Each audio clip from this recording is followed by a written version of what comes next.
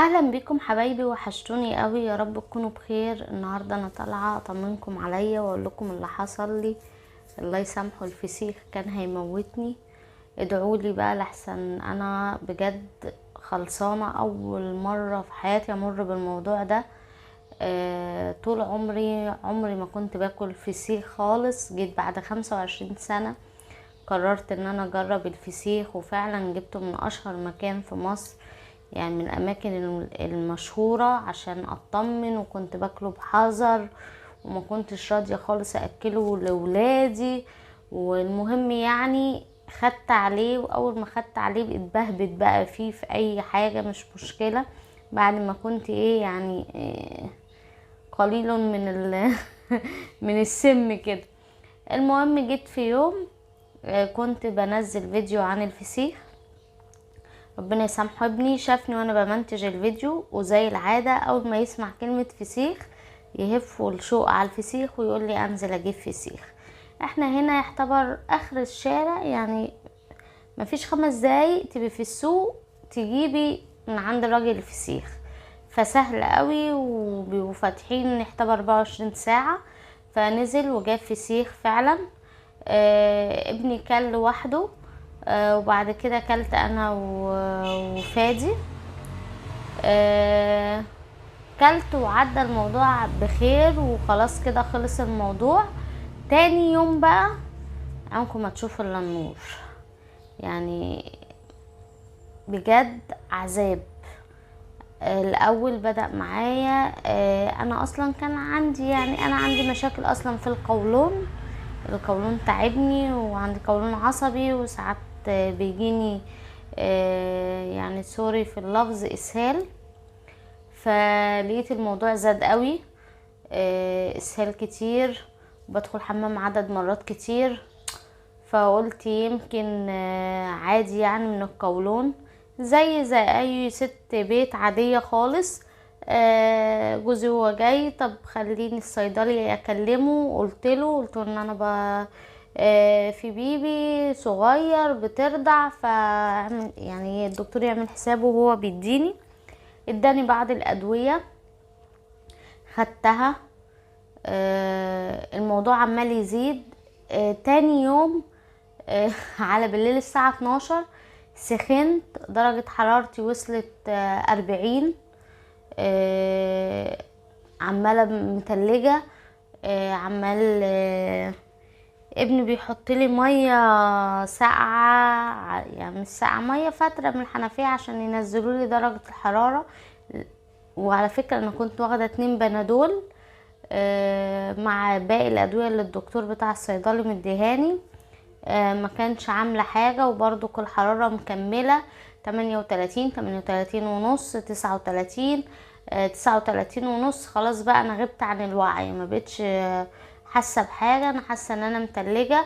وبعد كده بدات بقى اخطرف وعيط زي العيال الصغيره، واقول على ابراهيم ابني عشان بيدلق عليا ميه، او بيحط ايدي في ميه او كده، ان هو بيضربني.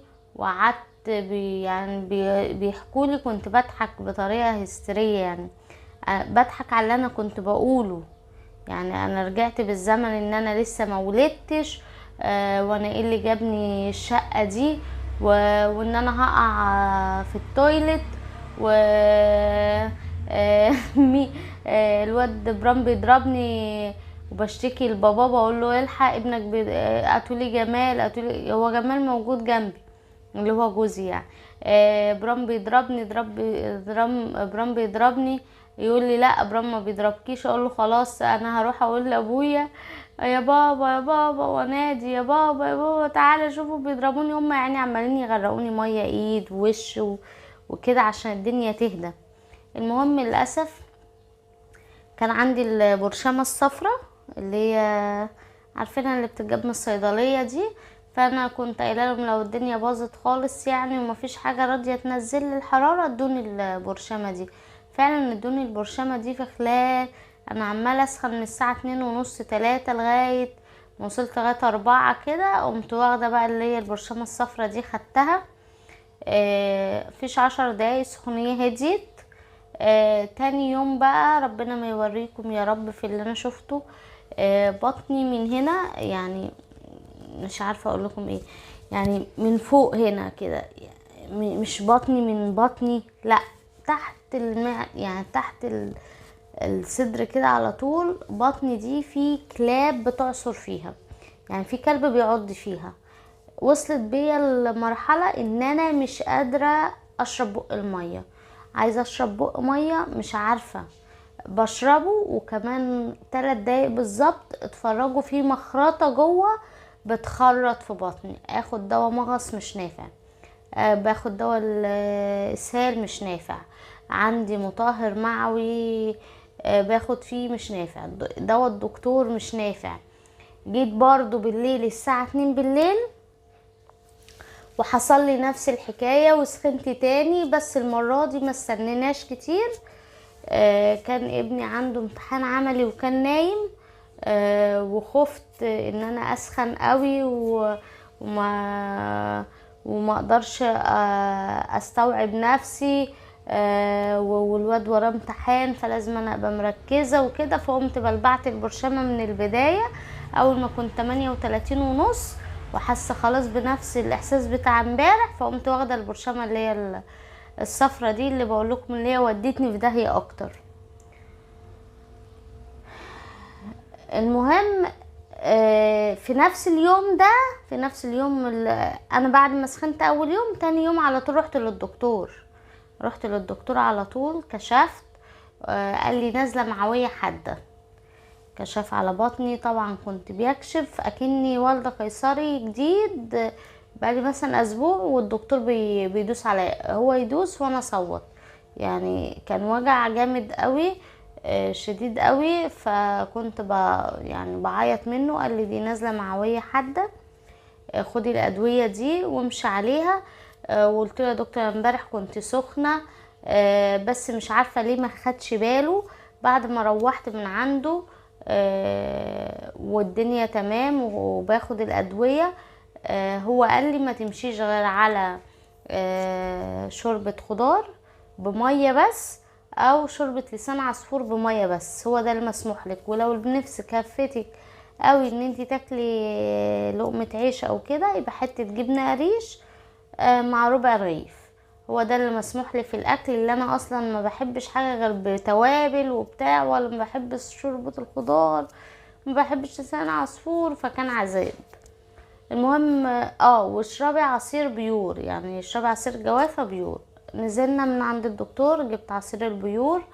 جوزي حبيبي ربنا يبارك لي فيه جاب لي جوافه بالليل وهو جاي، قال عشان لو عايزه تعملي عصير فريش، بس طبعا انا ما كنتش قادره، فكنت بشرب عصير البيور. جبنا شوربة خضار جاهزة، اللي هو على اساس تبقى حاجة سريعة اقدر اكل. جيت في نفس اليوم سخنت المرة التانية، يعني سخنت بالليل. طبعا الدكتور ما كانش قال لي على حاجة غير البنادول اللي عندي اللي هو امبارح ما عمليش حاجة. فقمت واخدة البرشامة الصفرة المنيلة بنيلة دي. تالت يوم بقى ايه اللي حصل؟ قطعت مية ونور وغاز. ريقي خلاص ابتدى ينشف، ابتديت اهبط، ابتديت ادوخ، جعانه قوي، نفسي اكل ديك رومي بس مش قادره اشرب بق الميه. يعني جعانه قوي مش قادره اشرب بق الميه. معايا بنت عماله ترضع وعماله تصرخ، وانا مش قادره اعمل لها اي حاجه، ومش قادره حتى اعمل لبن صناعي او اركز في حاجه او امسكها. حسيت نفسي اكني بص عامله مجهود جامد قوي وانا اصلا مش واكله. طبعا مع الرضاعه وان انت ما بتاكليش، وايوه بقى ممكن اضغط على نفسي اخد حبه شوربه خضار من اللي أنا ما بحبهاش، ومن ورا الدكتور حطت لها برضك واحده مرقه، قلت عشان يبقى لها طعم، وحبه ملح صغيرين وكده. بس ابتدت روحي تتسحب مني، وابتديت بقى اهبط وادوخ، وابتديت بقى امنع كمان الدواء. يعني شنطة العلاج انا طبعا ركنت بتاعة الدكتور الصيدلي، بس قال لي برضو في حاجات نكمل منها، لان هو ما شاء الله عليه شاطر يعني. قال لي في حاجات اكمل منها. فخدتها. بعد ما خدتها عشان مش قادرة اكل، مش قادرة اخد الدواء، حاسة ان الدواء بينزل مية نار، المية مش قادرة اشرب. اكل، طب نجي اجيب لك فراخ مشوية، طب اجيب لك مش عارف ايه، طب اعمل لك ايه، ما هو انا مش قادرة اكل، هتجيب ايه؟ يعني راح للصيدلي تاني، قال له يمكن الدكتور نسي يديها حاجة. طب في ترجيع، رجعت بس مرة واحدة، مش كتير. ايه الحل؟ قلت له انا هنزل للطوارئ، انا هنزل للطوارئ يشوفوا لي حل، انا جعانه ومش قادره اكل، معدتي الميه مش عارفه اشربها. وده كانت اصعب احساس، انا بطني بتتقطع ونفسي اكل، ولغايه دلوقتي انا نفسي اكل، عايزه اكل زي الناس، عايزه اكل زي ما انا باكل. مش قادره اكل، لما باكل او بشرب بطني بتقطع مني، يعني بطني بتخرط كده، فمش قادره اكل. فايه الحل؟ نزلت الطوارئ الساعة 2:30 بالليل، خلاص ابتديت ادوخ وهبط وجعانة قوي ومش قادرة اكل خالص، والبنت معايا متدمرة، والولاد طبعا يا حبايبي مش عارفين يعملوا حاجة من غيري، وداخلة على امتحانات، وعايزة انا ابقى كويسة عشان اعمل اي حاجة معاهم. هما مش عارفين حتى يعني يشجعوني على الاكل، ولا مثلا يقولوا لي لا يا ماما كلي او اعملي، انا مش قادره يعني. وانت تعبانه بتبقى عامله زي العيل الصغير اللي عايزه اللي يداديكي ويحايل فيكي، وانا مش قادره، والسخونيه على طول بتيجي وتروح، بس بالليل بتزيد، بطني وجعاني على طول، على طول في الحمام.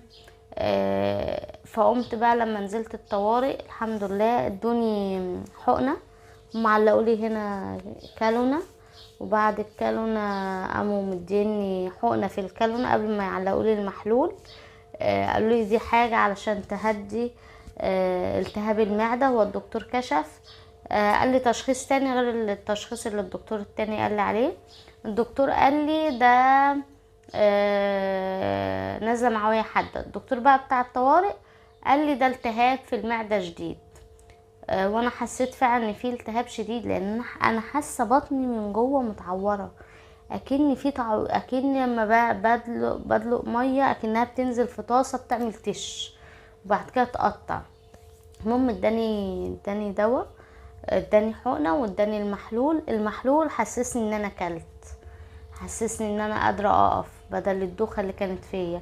حطولي في المحلول قال لي فيتامين وحاجه للاسهال، غير الدهاني هنا دي للمعده. المهم وشاف الحاجه بتاعه الدكتور، قال لي ماشي امشي عليها كلها وحطي بس الحقنه دي. جيت تاني يوم قال لي الحقنه دي تاخديها كل 12 ساعه. جيت تاني يوم اخد الحقنه، فراحت في الصيدليه قالوا لي مفيش ولا صيدليه ترضى تديهالك. طب ليه؟ قالوا لي دي الحقنه دي وريد، لازم تروحي تاني المستشفى ويدوهالك والكلام ده كله. وطبعا وريد يعني قالت لي ده اللي اتحط، لا اما اتحط في محلول لا اما في يعني في كالونه، مش عارفه هيدواني ازاي، بس يعني ليها حكايه، مش حقنه عضل عاديه. المهم قلت ايه خلاص مش مشكله، انا كده كده ايه معادي مع الدكتور وهروح للدكتور.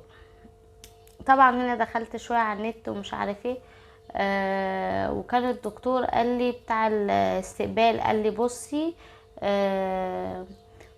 يعني اسألي اعملي تحليل اسمها ايه، حاجة حلزونية كده، مش فاكرة، هي حاجة حلزونية، حاجة في المعدة يعني، بكتيريا حلزونية حاجة كده، مش فاكرة الاسم بالظبط، لان انا من امبارح ما نمتش، فمعلش مقفلة يعني، حاسة نفسي نايمة.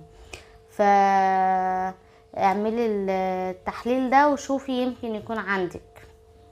المهم رحت بقى تاني يوم اتفزلكت فيها ورحت بقى للدكتور، قلت يا دكتور انا امبارح خدت الحقنه دي ريحتني شويه، وطبعا لما روحت قدرت اكل شويه، قدرت اخد بقى العلاج شويه، فارجوك بقى ايه شوف لو ينفع تديني الحقنه، انزل جوزي يجيبها لان الحقنه غاليه، خفت اجيبها تاني وتتركن، فلا لو هتدهاني اجيبها لحضرتك تدهاني هنا وكده. فراح قال لي لا بلاش نستسلم للحقن، انا مديكي بديل ليه دواء. قال لي انا مديكي يعني بديل للبرشا للحاجه اللي بتعمل اللي هو ده. قال لي البرشام ده قبل الفطار ده بديل للحقنه، بس ايه ما تستسهليش الحقن عشان الحقن فيها خطوره. وخدي بالك انت في رضاعه. الحمد لله هو الدكتور اللي بيعالجني دكتور باطنه واطفال، ما تقوليش ازاي. فده عاجبني اكتر، اللي هو اصلا نص العياده ناس معاه اطفال ونص التاني كبار بيكشفوا، فهو فاهم يديني ايه وما يدينيش ايه علشان نرمين الصغيره. المهم راح قال لي، قلت له يا دكتور والتهاب المعده وكده. قال لي انا مديك حاجات لالتهاب المعده. قلت له على البكتيريا الحلزونيه دي، او مش عارفه اسمها ايه، بس هي حاجه حلزونيه، يا رب فكرني. المهم قال لي بصي نص مصر عندها البكتيريا الحلزونيه دي. وقلت له يا دكتور طب ما خلتنيش اعمل ليه التحليل بتاعها حتى اعرف لو في. قال لي بصي انت جاياني في حاله طوارئ، جايه واحده ما بتاكليش ما بتشربيش مش قادره تقفي، في حاله طوارئ، ازاي ادخلك في حاجه تاني؟ خلصي ده وبعد كده نشوف الحاجه التاني، والحاجه التانية مش هتعرفي تعالجيها دلوقتي. طب ليه يا دكتور؟ قال لي اللي بتاع الحلزونيه دي علشان تخف بتاخدي 3 انواع مضاد حيوي، والثلاث انواع كل نوع فيهم بحالتك دي بالمرحله اللي انت واصله لها دي هتحتاج دخول المستشفى، غير ان انت هيطلب منك ان انت تفطمي البنت الغلبانه دي. فهتعملي ايه؟ فهي مش هينفع تعالجيها دلوقتي. قلت له يعني ايه هعيش بيها كده عادي؟ قال لي هتتعايشي معاها لغايه ما تفطمي، لان هي بتروح وبترجع، يعني انت بتتعالجي منها وتاخدي الكورس كمان شهرين وبترجع تاني. طيب يا دكتور هي ما تهداش شويه؟ قال لي بس لما نعالج ايه حالة الطوارئ اللي انت فيها دلوقتي، بعد كده ايه نشوف الحاجات التانية. ففعلا اقنعني، يعني قال لي ايه انت دلوقتي في حالتك مش موضوع ان احنا بنعالج امثال اسمها الجرثومة الحلزونية دلوقتي، مش وقتك، يعني مش وقت الجرثومة دلوقتي. لما نخلص من العرض اللي عندنا وشبه التسمم على التهاب في المعدة قلب على نزلة معوية حادة. انا عايزة اقول لكم ان الفسيخ يعني ما عملش حاجة لولادي الاتنين، انا بس اللي حصل معايا. فانا عايزة اقول لكم ان هو مش ضروري يكون من الفسيخ، ومش ضروري يكون الفسيخ امن. ممكن يجي معاك انتي وتيجي الطوبة في المعطوبة وتتعبي. فرجاء يعني بلاش فسيخ. انا ابني بتخانق معاه دلوقتي، هو عايز فسيخ يقول انا ما جراليش حاجه، انت اللي جرالك. قلت له وانت لو جرالك حاجه يعني رحمه من ربنا، وبشكر ربنا فعلا ان هي حصلت لي انا، ما حصلتش لحد من الولاد. الاتنين عندهم امتحانات، الدور شديد وصعب جدا جدا فوق ما اي حد يتخيل. انتوا عارفين يعني ايه ابقى حلم حياتي ان انا اشرب بق ميه؟ يعني عطشانه وعايزه اشرب بق ميه مش قادره، اخد محاليل عشان مش قادره اكل، وقدامي ويعني عايزين يجيبوا لي اي اكل ممكن اطلبه، او فاكرين نفسي مثلا مش جاي، لا انا جعانه ونفسي اكل، بس هاكل هندم هاكل. هي بطني كده كده وجعاني، بس لما بقى مع اكل او شرب تحس ان انت ايه يعني جرح وجبت عليه بتدين، الدنيا بتزيد اكتر. فالموضوع صعب، فما تغامروش. الفسيخ مش امان قوي زي ما الواحد مفكر. هو ممكن يبقى مش من الفسيخ بقى، يعني ممكن يبقى مش من الفسيخ، بس انا الاكلة الوحيدة اللي كلتها في اليوم ده كانت الفسيخ. والدكتور قال لي وسمعت برضو على النت ان الفسيخ ممكن يعمل تسمم من 8 ساعات ل 36 ساعة. لان انا ما تعبتش في اليوم اللي كلته، انا تعبت تاني يوم، ابتدى بقى التعب يظهر عليا تاني يوم. فمش ضروري يكون من الفسيخ، بس حتى لو من الفسيخ لا انا هتجنبه، انا خايفة منه مرعوبة. يعني ابني بيقول لي، قلت له انساه خالص، اوعى تتكلم فيه دلوقتي، انا لو شفته هتعصب. يعني اللي انا شفته من عذاب ولغاية دلوقتي مش قادرة. انا صحابي بيكلموني انا مش قادرة اتكلم، والله العظيم ما قادرة كنت اتكلم خالص. انا كده ابتديت اتحسن، كده ابتديت يعني اكل حاجات خفيفة مش عارف ايه، بس نفسي ارجع اكل. نفسي انت عارفين انا بشرب مية سخنة في عز ما الناس كلها بتشرب مية ساقعة كده عشان تتروي. انا مش قادرة اشرب مية سخنة، بشرب مية عادية من الحنفية عشان ما تنزلش تقطع لي بطني اكتر. بطني فاضية على طول. باكل حاجات خفيفة اللي هي تعيشني ان انا اخد شنطة الادوية دي كلها. دي اخر ادوية انا يعني وصلت لها، غير الحقن، غير تعليق المحاليل، غير الدواء بتاع الصيدلية اللي اتركن. الدواء ده حلو قوي. طبعا محدش ياخد ادوية من غير ما يقول للدكتور، بس انا بقول لكم ده قريت عنه برضو، طلع دي بكتيريا نافعة علشان تقاوم، يعني لو في بكتيريا يعني تقوم مناعة المعدة شوية، فاهميني؟ ده بكتيريا نافعة. الدواء المتعارف عليه اللي احنا عارفينه بتاع الاسهال والمكتوب عليه التقلصات برضو. ده اخر مرة لما رحت له تاني وقلت له لسه برضو الاسهال مستمر وبطني وجعاني زي ما هي، قال لي جيبي ده برضو اللي هو انتينال مطهر معوي. ده كان الصيدلي مديهولي، والدكتور برضو قال لي كملي عليه ما تبطلهوش، كل يوم حبايه.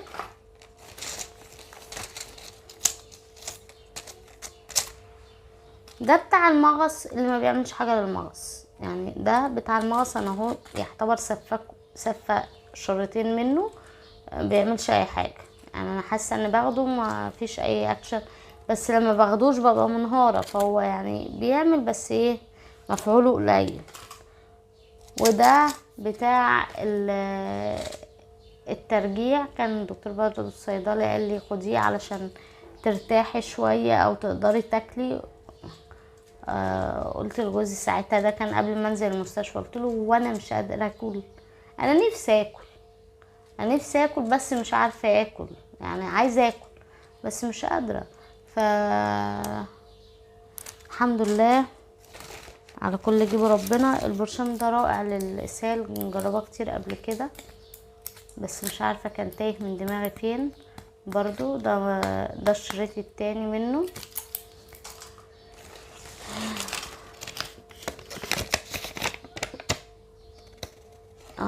دي الحقنه اللي انا خدتها، وهنا الدكتور قال لي كملي على الدواء ده غير بتاعه الدكتور بقى، روشته الدكتور دي جوه. تاني حاجه انا عايزه اشكر كل حبايبي بجد. لو انتوا يعني في حاجه حلوه في حياتي فتعليقاتكم الجميله، بشكركم قوي على احساسكم الجميل، والناس اللي بتدعي لي. حبيبتي من العراق بتدعي لي دعوات حلوه قوي، وانتوا بتدعوا لي دعوات حلوه قوي، كل واحده باسمها وكل حد باسمه. ربنا يخليكم ليا. هو ده سر معافرتي، ان انا احاول اشتغل على القناه واحاول اعمل محتوى تاني خاص بيا انا. الناس تحبني، انا اتعرف على الناس. انا مش هعمل لكم محتويات تاني كتير، بس عايزه اوصل لحته ان انا يبقى عندي اخوات وصحاب زي ما انا حاسه، حتى لو تعليقين 3، يعني تعليقين 3 يخصوني انا، الناس بتحبني انا. ده عندي بالدنيا كلها، ده عندي بالدنيا كلها. وده بحسه قوي لما الواحد بيتعب او ينزل صورة ان هو تعبان او حاجة. انتوا عارفين انا عندي على الفيس مش منزلة اي حاجة، صدقوني. يعني الفيس كعيلة وكده ممكن يبقى بس اللي في البيت هم اللي عارفين ان انا تعبت ونزلت المستشفى بالليل وكده، لكن ما باقي محدش يعرف حاجة، لاني مش هستفاد حاجة. يعني هستفاد ايه لما انزل بقى صور العيلة ان انا تعبانة هيكلموني للأسف، وانا ما كنتش قادرة حتى انطق الكلمة. يعني للأسف انا ما كنت مش الكلام كان بالنسبة لي مجهود، ما انا ريقي ناشف ونفسي اشرب ومهبطة، فكان الموضوع صعب قوي. ادعولي ربنا يكمل شفايا. انا لسه النهاردة هروح برضو للدكتور يشوف الحكاية ايه وهعمل ايه بقى، لان بجد انا معدتي تعباني، معدتي عايزه اكل. انا ما بحبش اللسان عصفور، والله ما بحبوش، ما بحبش شوربه الخضار. انا عايزه اكل، عايزه اكل زي اللي باكله. نفسي اكل مكرونه بالصلصه، يعني ممنوع بقى من المسبكات، ممنوعه من الحراق اللي انا ما بعرفش اكل الا بيه، كل المخللات، كل الكلام ده ممنوعة منه ومش قادرة اكله. يعني عارفين لو ممنوع وانا قادرة هزوغ من الدكتور واكله عادي، بس للأسف برضو انا مش قادرة اكل. انا مش قادرة اكل لسان عصفور.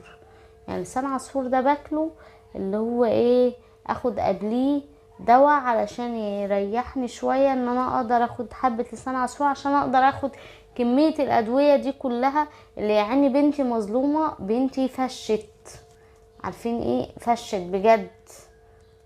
هي معتمدة على الرضاعة، ايوه في صناعي، بس انا عن نفسي مش قادرة والله اقوم اعمل لها حتى اللبن الصناعي.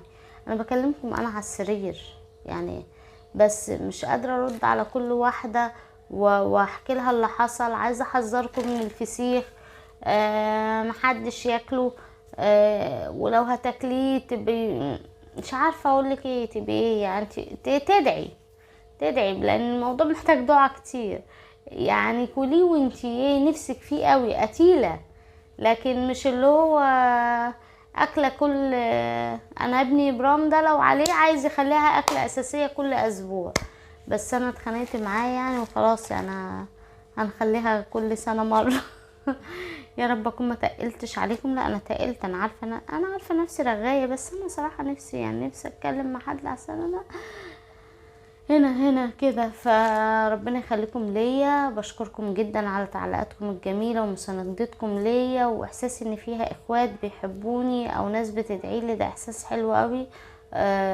ربنا يحبب فيكم خلقه ويفرحكم كمان وكمان.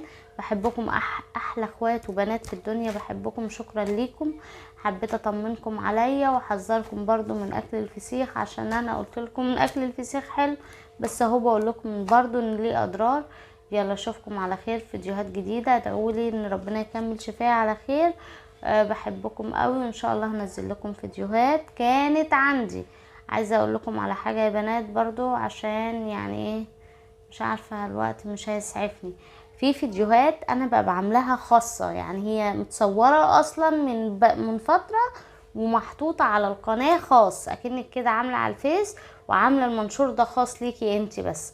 اللي بعمله ان انا برجع اعيد فتحه، يعني افتحه وانزله اكنه لسه نازل لكم دلوقتي، بس هو ولا متصور دلوقتي ولا انا لسه محمله دلوقتي، لان انا بفرفر دلوقتي. لكن طبعا القناه لما انا مش بنزل عليها خالص بالفتره الطويله، برجع ابتدي من الاول تاني وارجع من الصفر تاني، وانا كده كده ما شاء الله يعني القناه واقعه خالص، لان انا ماشيه عكس التيار وبغير محتوى بقالي سنتين ما بنزلش. فلولاش دعمكم ليا بالكومنتات واللايكات بتاعتكم، هي اللي بتبتدي ايه تحرك شويه القناه. فلو نزلت لكم فيديوهات اعرفوا انه مش دلوقتي، مش بتاعت دلوقتي، دي متصوره من قبل ما اتعب. يلا اشوفكم على خير في فيديوهات جديده. باي باي حبايب.